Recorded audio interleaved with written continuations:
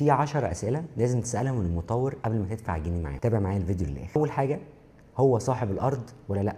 مش كل الشركات اللي بتبيع بتبقى هي مالكه للارض، في اوقات بيبقى حد بيبيع لحد مالك تاني للارض. تاني حاجه، الارض عليها رهن عقاري، هل يا ترى لسه فيها تمويل عقاري هم بيدفعوا بيه؟ لان ده بيأثر عليك وانت بتسجل الوحده. 3، نسبه الانشاءات، كل ما يكون الانشاءات متقدمه كل ما يفرق معاك، ده بيبقى افضل ليك بكتير. 4، مين شركه الاداره؟ بالاخص لو هتشتري اداري او فندقي، اسم الشركه اللي هيدير ده يفرق معاك كتير جدا، ده اللي هيكسبك او ما يكسبكش. 5 حاجه، سياسه التسليم، الشركه هتسلمك ايه؟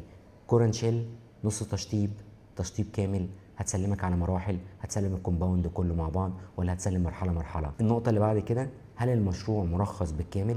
لازم تبص على الرخصه بنفسك، لان دي هتفرق معاك كتير جدا جدا جدا في اعاده البيع بتاعك. ايه خطه الصيانه بعد التسليم؟ هل وديعه الصيانه هتكفي معاك ان انت بعد كده ما تدفعش فروق صيانه؟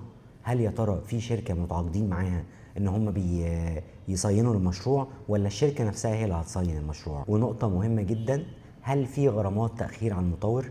المطور اللي مش حاطط غرامات تاخير على نفسه، اعرف ان هو هيأخر في التسليم، وده هيأثر على سمعه المشروع وعلى الوحده بتاعتك كمان. ونقطه مهمه جدا، ازاي بيسلموا المرافق؟ هل المرافق خاصه بالمشروع من جوه ولا بيستلموها من الحكومه نفسها؟ يعني هل يا ترى الحكومه اللي هتوصل لك للوحده نفسها ولا الشركه هي اللي ملزمه بالتوصيل؟ ونقطه اخيره، هل اقدر ابيع الوحده او اتنازل عنها لاي حد قبل ما اكمل باقي ثمن الوحده؟